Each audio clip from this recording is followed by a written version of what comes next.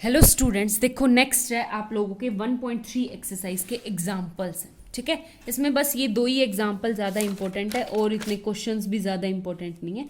देखो करो तो कर लेना, वरना देखो आप लोगों का क्या दे रखा है यहाँ पे। इसने कहा W1 सब स्पेस ये दे रखा, W2 सब स्पेस ये दे रखा, और हमें प्रूव करना है, क्या प्रूव करना है कि हमें क्या दिखाना है, W1 इंटरसेक्शन W2। ठीक है, तो फर्स्ट से क्या आ गया मेरे पास, W1 में x y 3x। ठीक है, अगर मैं यहाँ पे देखूं तो Z आपका किसके इक्वल है, 3x के इक्वल है।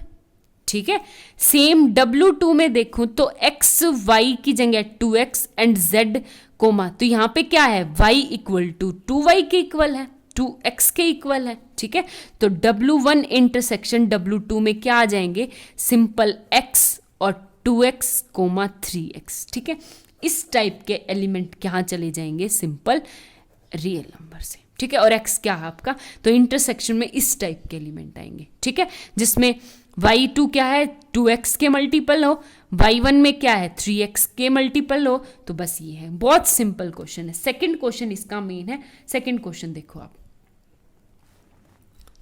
देखो ये है आपके पास नेक्स्ट क्वेश्चन। इसने कहा let W1 W2 W3 be the subspaces of R3। ठीक है, R3 के तीनों की तीनों सब स्पेस मुझे गिवन। आई बात समझ में। ऊपर से देखो, इसने कहा W1 W2 W3। W1 की ये कंडीशन है कि x plus Y plus z equal to 0 होना चाहिए। ठीक है, W2 की कंडीशन है कि x इक्वल टू जेड, यानी ये दोनों इक्वल होने चाहिए। तीसरी कंडीशन है कि 0 0 कोमा जेड, यानी z हम कुछ भी भर सकते हैं बट पहले 0 0 होना चाहिए, तो z इक्वल टू। हमें क्या प्रूव करना है कि R3 W1 direct some W3 and R3 किसके इक्वल है, W2 डायरेक्ट सम W3 के इक्वल है। आई बात समझ में। ये चीज हमें प्रूव करनी, कैसे प्रूव करनी वो देखो। सबसे पहले हमें दो चीज प्रूव करनी, यानी मैं ए पार्ट प्रूव करूं, to prove W1 direct sum के लिए दो कंडीशन लिख दी, यानी R3 के हर एक एलिमेंट को मैं लीनियर कॉम्बिनेशन में लिख सकती हूं। एक तो ये, दूसरा मुझे क्या करना पड़ेगा कि इन दोनों के W1 कोमा W3 के इंटरसेक्शन में सिर्फ एक सिंगल एलिमेंट आता है, 0। तो फर्स्ट पार्ट ये प्रूव करना है। और एक बात बताओ, R3 में किस टाइप के एलिमेंट आते हैं, A B C, यानी इसका मतलब क्या है कि इस A B C को मैं इन दोनों की हेल्प से जनरेट कर सकती हूँ या नहीं कर सकती, वो शो करना है। आगे बात समझ में। तो देखो कैसे कर सकती हूँ, एक बात बताओ, मेरी कंडीशन देखना कैसे बनेगी। यानी आपका A B C इक्वल करना है किस में, देखो पहले तो जो कंडीशन है वो देखो, मेरा पहले वाला 0 आना चाहिए, दूसरे वाला 0। यहां पे मेरी मर्जी में कुछ भी भर सकती हूं। ठीक है, यहां पे आगे बात समझ में। अब एक बात बताओ, पहले वाला 0 है तो मेरा फर्स्ट पे मुझे A ही लेना पड़ेगा ना, तभी तो मेरा A बनेगा, यानी A प्लस 0 A। आगे बात समझ में। सेकंड वाली कंडीशन की वजह से B ये कह रहा है कि यहाँ पे B प्लस 0, तभी तो B आएगा, B। ठीक है, आगे बात समझ में। अब यहाँ पे फिल करो। एक बात बताओ, ये कैपिटल W1, ये कैपिटल W3, तो W1 की कंडीशन है कि आपकी x plus Y plus z equal to 0 आना चाहिए, यानी मैंने x की जगह भी भर दिया A, y की जगह भी भर दिया B, तो z कौन सा होगा, z यहां से और कोई नहीं, माइनस आएगा, माइनस x माइनस का y, यानी ये क्या आ गया मेरे पास, माइनस का A माइनस का B। ठीक है, तो ये क्या आ गया, माइनस का A माइनस का B। आगे बात समझ में। तो 0 कोमा 0 हो गया क्लियर। ये फर्स्ट तो आ गया, बट हमें लास्ट वाला एलिमेंट भरना है। अब एक बात बताओ, मुझे यहाँ पे बनाना क्या है, C। बिल्कुल बेसिक है, थोड़ा सा अपनी कॉमन सेंस से क्वेश्चन होगा, इसमें ज़्यादा वो नहीं है। मुझे यहाँ पे C बनाना है, यानी इसका और इसका सम क्या आना चाहिए, C। यानी देखो आपका, यानी C इक्वल टू होना चाहिए माइनस A माइनस B, यानी प्लस में x z, तो z की जगह क्या भरूंगी, z इक्वल टू, ये माइनस उस साइड जाएगा तो A plus B plus C, यानी ये हो गया A plus B plus C। आगे बात समझ में? तो आपकी रिप्रेजेंटेशन समझ आ गई। तो इसका मतलब क्या आ गया कि मैं ए बी सी जो मैंने R3 में से उठाए थे, तो ये भी आपका रियल नंबर, माइनस ए भी रियल नंबर, माइनस बी भी रियल नंबर, तो मैं इसके हरेक एलिमेंट को इन दोनों के लीनियर सम में लिख सकती हूँ। आगे बात समझ में? तो फर्स्ट तो कंडीशन होगी मेरी लीनियर सम में, मैंने इसको लिख दिया। उसके बाद मुझे इनका इंटरसेक्शन दिखाना है। इंटरसेक्शन में एक बात बताओ, आप एक चीज देखो, W1 इंटरसेक्शन W2, इंटरसेक्शन में X Y Z वही एलिमेंट आएंगे जो इन कंडीशन को होल्ड करे। पहले W1 की कंडीशन ये कह रहा है कि X plus Y plus Z क्या होना चाहिए, 0।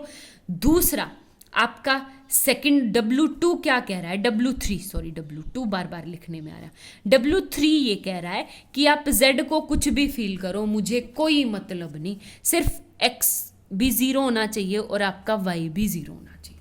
ठीक है, तभी तो ये वाला W3, X भी 0 होगा, Y भी 0, Z को कुछ भी फील करो आप, रियल नंबर, कोई रियल नंबर फोर, लेकिन मेरी ये कंडीशन होल्ड होनी चाहिए कि X भी 0 आपका और Y भी 0।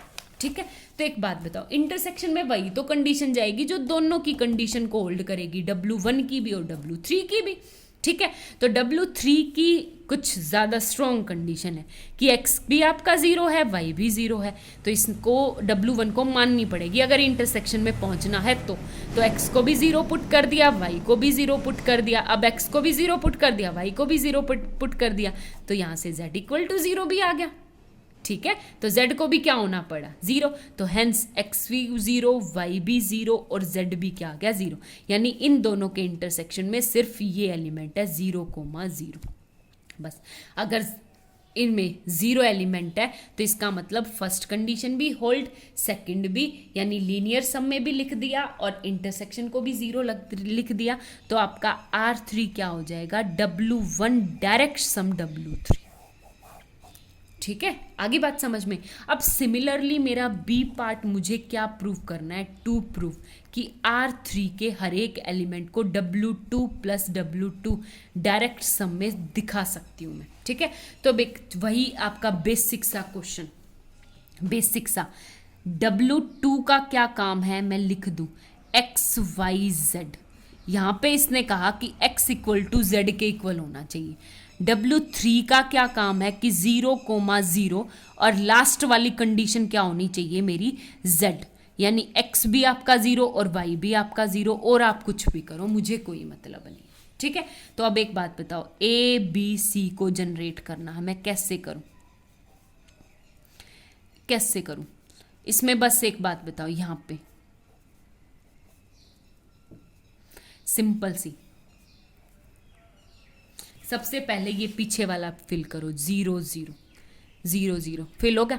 अगर पहले वाला 0 है तो एक बात बताओ, पहले वाला 0, ये पीछे वाला 0 है और दोनों के सम में आना चाहिए A, तो इस पहले वाले को क्या होना पड़ेगा, A। ये जैसे ही A हुआ, ये W2 है, ये W3 है, जैसे ये हुआ इसकी कंडीशन भागी दौड़ी आ जाएगी कि X को क्या Z के इक्वल, यानी ये भी क्या आ गया आपका A। ठीक है, आगे अब मुझे क्या बनाना है, B बनाना है। अगर मुझे B बनाना पड़ेगा तो एक बात बताओ, B यानी ये भी 0 और यहाँ पे B होगा, तभी तो मैं 0 बना सकती हूँ। इसको W2 को Y से कोई मतलब नहीं, चाहे कुछ भी हो, कोई मतलब नहीं इसको। ठीक है, आगे बात समझ में? बस इसका ये है कि मेरा X जो है वो Z के इक्वल होना चाहिए, तो हमने Z के इक्वल रख दिया। आगे बात समझ में? तो ये देखो A सारे काम हो गए। अब इसने यहाँ पे C बनाना है, तो C किस किस की हेल्प से बनेगा, इसकी, ये B, C किसकी हेल्प से बनेगा, इसकी और इसके सम से बनेगा, तो आपका C equal to A plus Z, तो Z क्या आ जाएगा आपका C माइनस A, तो ये क्या आ गया मेरा C माइनस A। ठीक है, हो गया लीनियर सम। तो आपका यहाँ से क्या आ गया, ABC equal to ABA plus 0,0, C minus A। ठीक है। तो एक बात बताओ, R3 को मैंने रिप्रेजेंट कर दिया ना कि आप ABC यानी कोई भी आप R3 का एलिमेंट इनकी हेल्प से जनरेट कर सकते हो। ठीक है, अब मुझे इनके इंटरसेक्शन में जीरो दिखाना है। इंटरसेक्शन में जीरो, फिर से वही कंडीशन। एक बात बताओ, W1 intersection W2 intersection W3 है, इंटरसेक्शन में वही XYZ। ये तो कंडीशन कह रहा है कि x इक्वल टू जेड के इक्वल होना चाहिए। ठीक है, और सेकंड W3 कह रहा है कि x भी जीरो और y भी जीरो। ठीक है, और यहां से W2 फिर कह रहा है कि x इक्वल टू जेड होना चाहिए, x क्या है जीरो, तो ये भी क्या आ गया जीरो। यानी ये इनके इंटरसेक्शन में कितने एलिमेंट चलेंगे, जीरो। जीरो जाते ही यानी दोनों कंडीशन होल्ड, यानी W2 और को हम W3 के डायरेक्ट सम में लिख सकते हैं R3 के। Hence prove. आगे बात समझ में, ये हो गया मेरा। Thank you.